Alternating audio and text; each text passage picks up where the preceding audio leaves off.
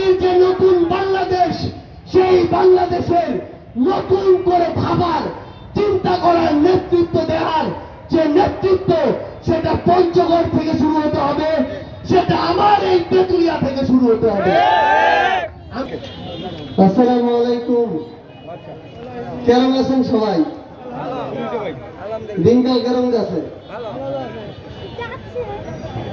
আসলে পঞ্চগড়ের ছোঁয়া ঘরে বসে যদি ঘরের কাঁথা লাগিয়ে সারবা পারি তাহলে ভাল লাগে না। আসলে ঢাকা থেকে যেগুলো পঞ্চগড় সারা যদি 3 মিনিট সারবা পারি, আমি তুমি সারার মধ্যে নিকে না আর কি।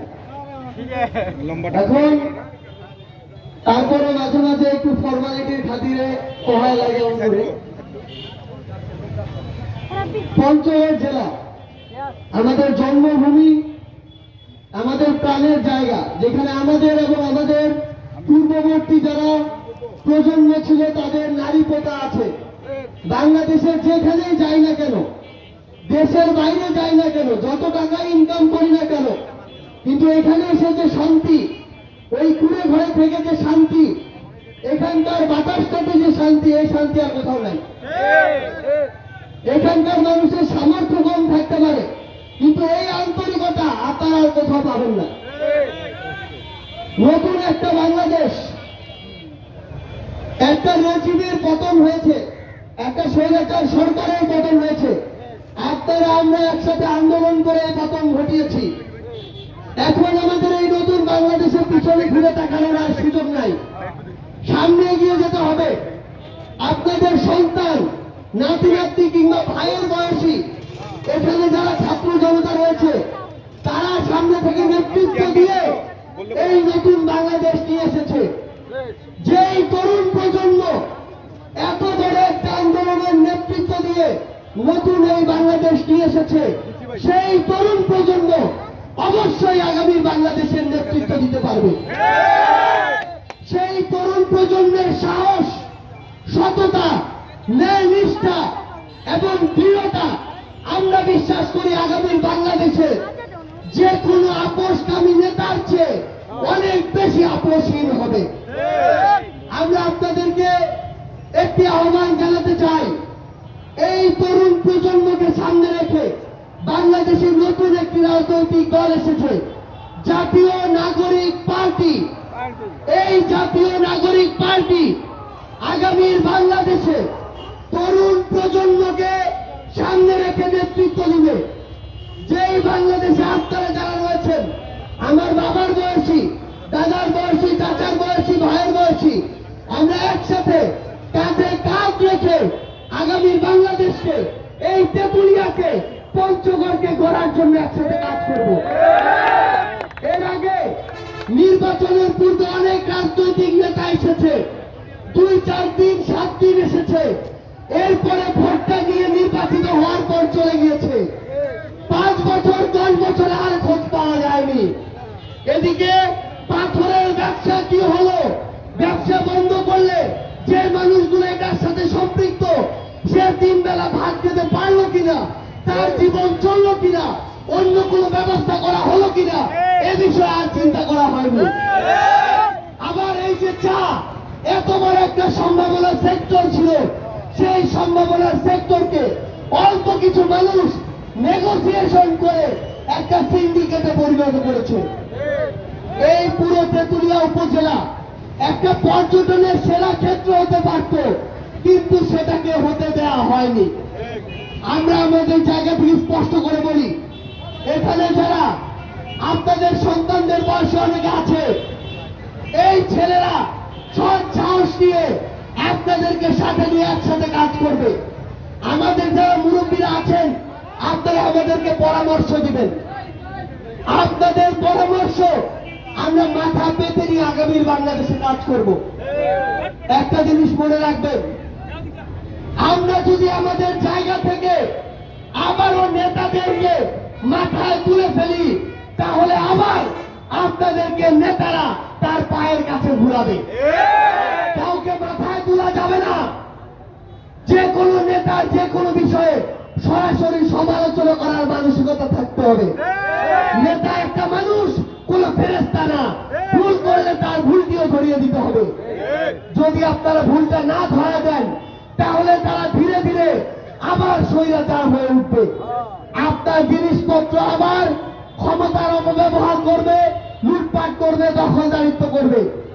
একটা জিনিস আপনাদের জায়গা থেকে মনে রাখবেন, আমরা যদি কোনো একটা মার্কার বা দলের অন্ধ ভক্ত হই তাহলে আমাদেরকে তারা ব্যবহার করবে, আমাদের কোনো মূল্য তাদের কাছে থাকবে না। তারা তো চাইলেই আমাদেরকে পায়, আমাদেরকে মূল্য দিবে কেন?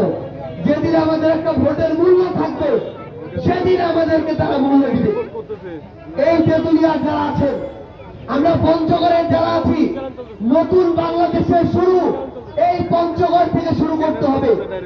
পঞ্চগড় বাংলাদেশের পিছিয়ে পড়া জেলা না, বাংলাদেশের 1 নম্বর আসন হচ্ছে এই পঞ্চগড়।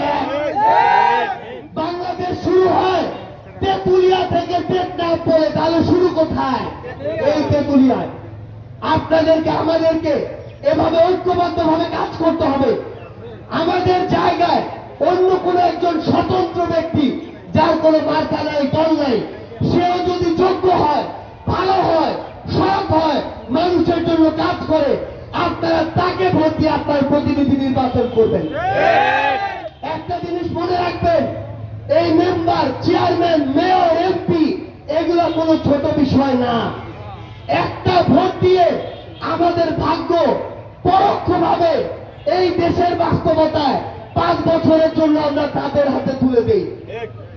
একটা জিনিস মনে রাখবেন, আপনি যদি ভোটের আগে 500-1000 টাকা পকেটে নিয়ে আপনার ভোটটা কোন একটা মার্কায় দিয়ে দেন, পরের 5 বছর আপনার মুখটা তার কাছে বন্ধ হয়ে যাবে।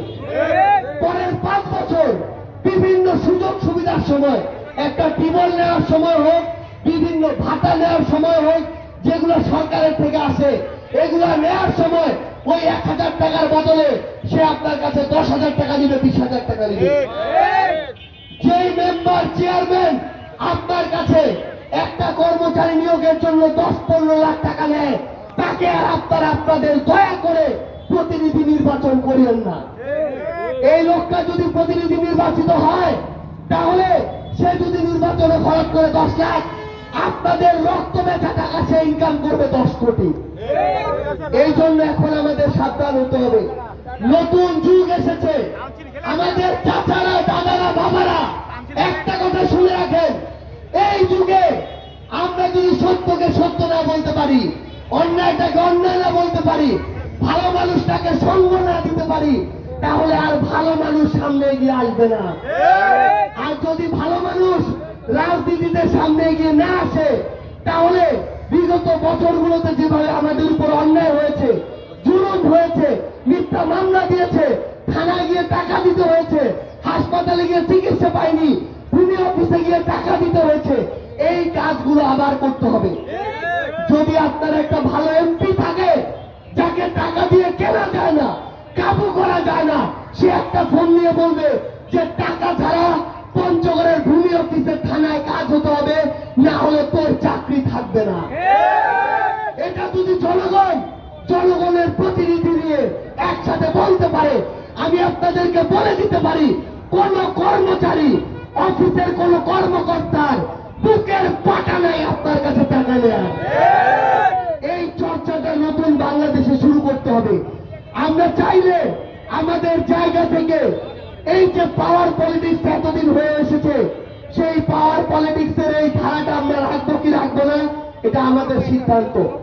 এখানে তেঁতুলিয়া উপজেলা ধরে নিলাম 1000 মানুষ আছেন, কিন্তু এই কথাগুলো তেঁতুলিয়া উপজেলার প্রত্যেকটা ঘরে যেতে হবে। আগামীর যে নতুন বাংলাদেশ, সেই বাংলাদেশের নতুন করে ভাবার, চিন্তা করার, নেতৃত্ব দেওয়ার যে নেতৃত্ব, সেটা পঞ্চগড় থেকে শুরু হতে হবে, সেটা আমার এই তেঁতুলিয়া থেকে শুরু হতে হবে। আমরা আপনাদেরকে অনুরোধ করি, আগামীর বাংলাদেশে নতুন কিছুকে সামনে নিয়ে আমরা যে দলটি করেছি, জাতীয় নাগরিক পার্টি, সংক্ষেপে এনসিপি, আমি আবার বলছি, কারণ মনে রাখতে হবে, রক্তের উপর দিয়ে যে অভ্যুত্থান হয়েছে, সেই অভ্যুত্থানের তরুণ প্রজন্মের নেতৃত্বে এই পার্টি গড়ে উঠেছে। জাতীয় নাগরিক পার্টি, এনসিপি আগামীতে আপনাদের কথা শুনতে এবং আপনাদের হয়ে কথা বলতে পরিচালনা করবে, ভোট প্রত্যাশা করবে এবং আপনাদের কথাগুলো এভাবেই আজকে তেঁতুলতলায় যেভাবে গলা ফাটিয়ে আমরা বলছি সেভাবে বাংলাদেশের ওই সংসদ ভবনে আমরা বলবো।